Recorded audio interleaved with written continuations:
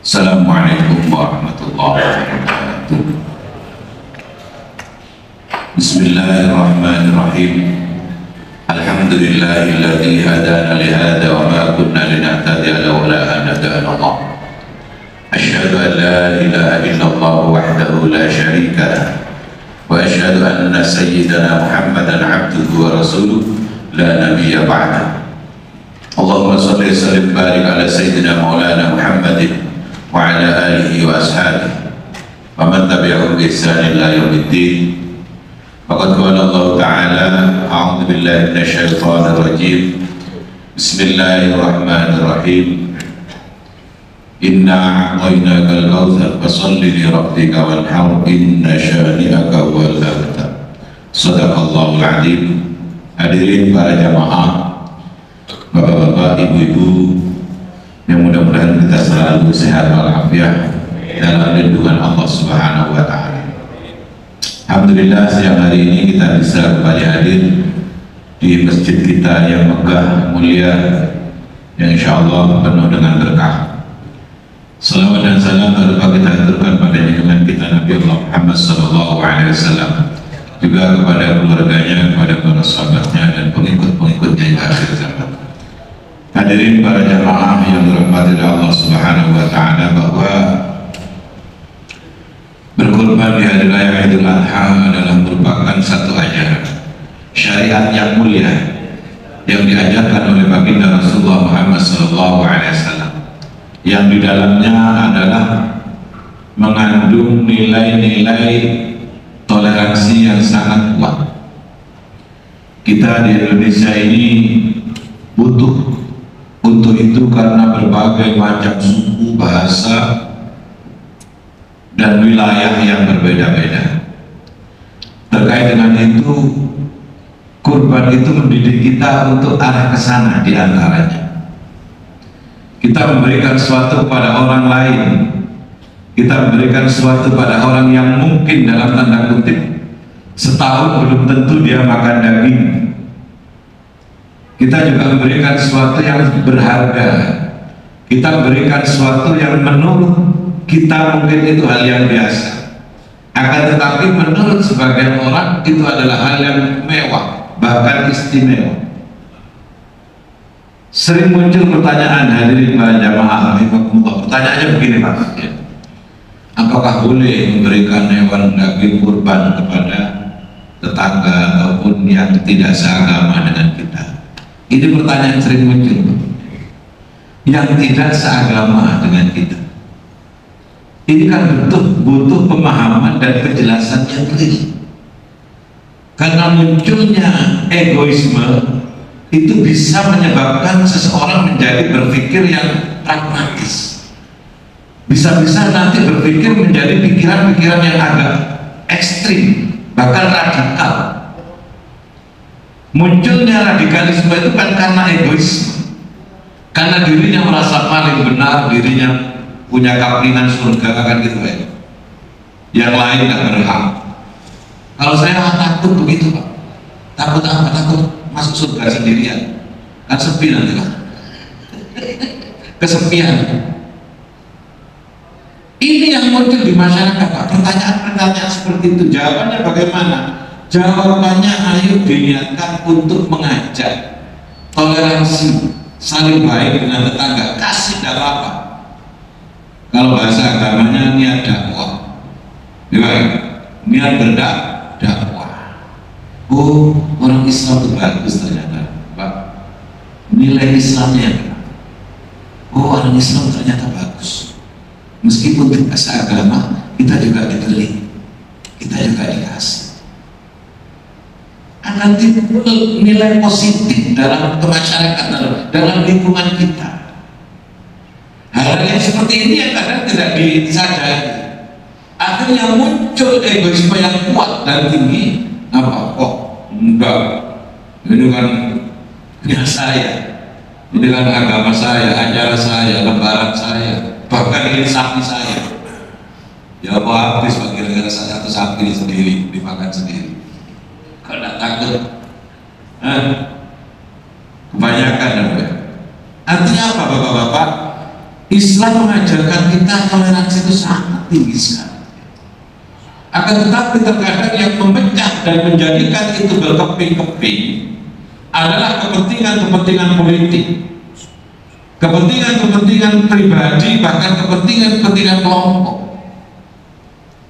Bagaimana munculnya intoleransi itu dalam Islam? Sudah sejak zaman Khulafaur Rasyidin itu sudah mulai muncul, karena ada permasalahan-permasalahan politik yang terjadi. Bagaimana Khalifah Umar bin Khattab, bagaimana Khalifah Utsman bin Affan, dan bahkan Sayyidina Ali bin Abi Thalib karramallahu wajhahu. Semuanya ada kepentingan-kepentingan politik. Bagaimana Khalifah Utsman bin Affan, karena atas dasar penyelesaian politik yang tidak tuntas. Siapa mereka? Keluarga orang dalam diadu dan diadu domba, yang akhirnya timbullah perang Jamal, Waqatul Jamal dalam sejarah, yang berakhir terbunuhnya Khalifah Utsman bin Affan. Politik 2024 tugasnya jangan, ya tugas kita semuanya. Banyak yang menyeret-nyeret agama masuk ke arena politik. Kalau sudah agama dimasukkan ke dalam politik dan ditunggangi oleh politik, semua yang atas nama politik berdasarkan agama menjadi halal, Pak, menurut mereka. Orang awam nggak tahu, Pak. Oh iya, dijual agamanya, pakai kendaraan agama untuk menuju kepada politiknya ini menggunakan menunggangi agama. Kalau agama yang sudah ditunggangi oleh politik, maka apapun yang dikatakan itu berdasarkan agama, ayat-ayat Al-Quran yang diolah seolah-olah itu benar adanya. Kenapa orang awam tidak tahu? Awam dalam hal politik, awam dalam hal agama, seakan-akan ini benar, seakan-akan ini betul. Padahal di dalamnya ada misi terselubung yang sangat-sangat jelas. Apa misi terselubung? Untuk merubah ideologi negara, untuk merubah Pancasila. Nyata itu. Padahal ini kan sudah kesepakatan sejak zaman dahulu, kesepakatan para pejuang, bahkan dengan ulama juga diikut sertakan. Itu mau dirubah. Kita tahu semuanya, ya. Orang-orang yang menunggangi agama untuk kepentingan politik. Dengan demikian kemudian ada seakan-akan timbul bahwasanya kalau beragama itu ternyata seperti ini ya. Muncullah Islamophobia. Jadi seolah-olah orang ke Islam itu sudah berpandang Islam itu kejam, Islam itu begini. Kenapa? Karena efek daripada berkendara agama menuju politik, menggunakan, menunggangi agama untuk kepentingan politik. Nah, Idul Adha mengajarkan kita, bapak-bapak, hadirin para jamaah semuanya, supaya kita lebih toleransi pada tetangga, apalagi kalau bapak-bapak, saya yakin semuanya. Paling tidak kita punya dasar bahwasanya toleransi pada kita semuanya, siapapun dikasih. Ya baik, daging untuk kurban, hewan kurban. Dengan kita niatkan untuk berdakwah, mengajak mereka minimal wajah Islam yang ramah, wajah Islam yang rahmatan lil alamin, itu kita tampilkan di permukaan. Pertanyaan-pertanyaan seperti ini selalu muncul setiap Idul Adha. Kenapa? Karena di balik papan macam Pak orang ini. Tetangga kanan kiri saya non muslim, depan rumah saya maksud saya, depan rumah saya orang tetap kita kasih, menampilkan wajah Islam yang rahmah, yang ramah. Nah itu sudah diajarkan oleh Allah Subhanahu wa Ta'ala melalui penyembelihan hewan kurban. Bagaimana pengorbanan itu sehingga Nabi Ismail alaihissalam rela. Masya Allah, Saya tidak bisa bayangkan Pak, kalau itu terjadi pada diri kita, seberapa kira-kira kekuatan diri kita ini, iman kita diminta untuk menyembelih anaknya. Ini Allah yang menyuruh, yang memerintahkan itu Allah. Allah memerintahkan kita untuk menyembelih anak kita. Betapa sayangnya sama anak.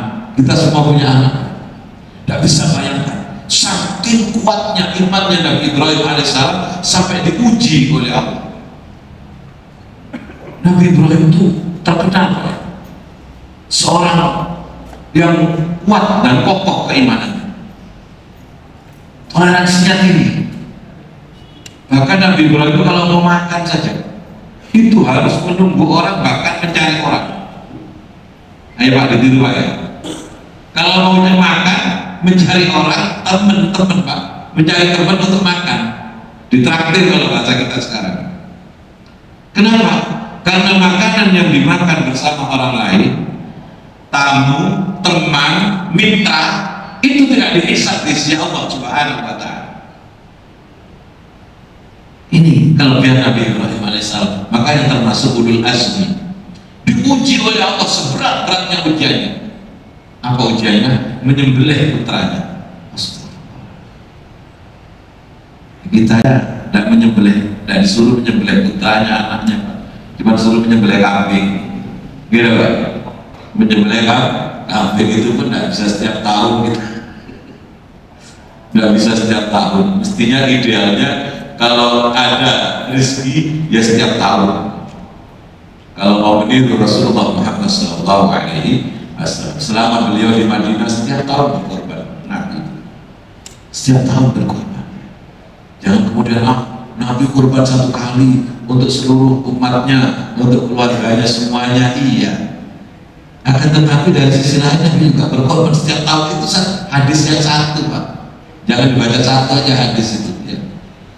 Maka Imam Syafi'i mengatakan satu kambing ya satu orang. Kalau satu onta ataupun sapi untuk tujuh orang. Kalau satu sapi untuk satu keluarga, kemudian untuk seluruh umat Islam, saya yakin di Masjid Baitul Aman tidak akan dapat 8 Pak. Dapat 1 mulai dulu sudah selesai, sudah kurban. Pernah kurban tahun berapa? Tahun yang dulu tahun berapa? Tidak tahu. Tapi karena luar biasanya para ulama madhab ini menyimpulkan dari apa yang disabdakan oleh Nabi, sehingga berkurban itu setiap tahun, meskipun hukumnya itu sunnah yang sangat kuat, sangat pokok. Itu bentuk daripada manifestasi kita ini syukur kepada Allah Pak. Alhamdulillah kalian jangan setiap tahun dibayar pajak motor, mobil, taat pajak taat, ya kadang telat-telat. Dan begitu untuk pajaknya pada diri kita, itu anggap saja pajak Pak setiap tahun. Iya benar. Anggap saja seandainya kita anggap kurban itu sebagai pajaknya diri kita, maka yang mestinya setiap tahun semakin mahal mobil semakin tinggi pajaknya. Kita sangat mahal sekali Pak, dari ujung rambut sampai ujung kaki ini yang kita nikmati setiap saat tidak bisa dinilai dengan rupiah. Tidak ada orang mau diambil matanya satu dibayar 1 miliar, 2 miliar, bahkan diganti dengan Alphard 1, 2, 3 tidak akan mau orang. Saking mahalnya satu mata. Itu nikmat dari Allah, nikmat yang luar biasa. Akan tetapi nikmat ini jarang kita sadari. Betapa nikmatnya kita punya mata, betapa nikmatnya kita bisa menghirup udara. Ini kalau beli oksigen di rumah sakit berapa kan gitu. Nah karena nikmat yang sangat banyak itu oleh Allah setahun sekali apa? Kurban. Karena nikmat pakai Alphard, pakai Pajero, pakai ini ya Pak ya, bisa mengantarkan kita kemana-mana sejuk. Ayo pajaknya setiap tahun kan gitu. Mana pajaknya Pajero sama mahal pajaknya Pajero ya sama kurbannya. Saya tidak punya Pajero. Loh ini jujur Pak, jujur ya.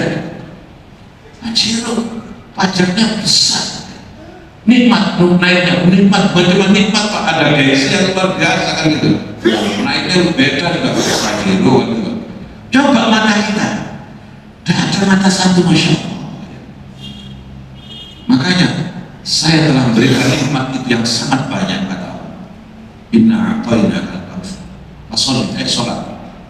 Ya, dengan nikmat yang banyak Allah menyuruh kita untuk sholat. Wanhar, kurban, kata saya sembahyang, ya kurban. Ya baik. Ayatnya hafal semua Pak. Implementasinya ini kita dalam kehidupan sehari-hari. Nikmat yang banyak itu yang tadi saya sebutkan, diantaranya satu, mati. Ya, diminta oleh Allah setiap tahun karena nikmat yang banyak itu kita untuk berkorban. Apa itu? Idul Adha. 3 juta bilang Pak Joko tadi ya, 3 juta. Oh jauh tuh, 3 juta itu Avanza itu kelasnya Pak pajak. Pajaknya Avanza itu aja ya. Iya, setahun. Apa sih itu ya? Lebih. Maka dari itu apa-apa hadir para jamaah yuk ya. Nilai daripada Idul Kurban ini, hari raya kurban ini kita implementasikan benar-benar dan kita sampaikan kepada masyarakat bahwasanya di sana ada nilai kebersamaan, nilai ibadah pasti ya Pak ya, kebersamaan, nilai toleransi, apalagi menjelang pemilu 2024. Insya Allah mudah-mudahan negara kita selalu aman, menjadi baldatun thayyibatun wa rabbun ghafur. Al-Fatihah.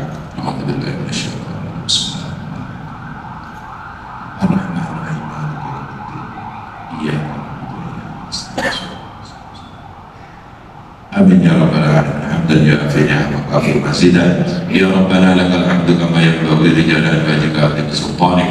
Allahumma shalli ala sayyidina Muhammad salatan tunjina biha min jami'il ahwali wal afat, taqdir lana ya Allah jami'al hajat wa tutahhiruna min jami'i sayyi'at wa tarfa'na biha indaka ala darajat wa tuballighuna biha as-salawaya min jami'il khairat fil hayati ba'da al-mamat. Rabbana atina fid dunya hasanah fil akhirati hasanah wa qina adzabannar.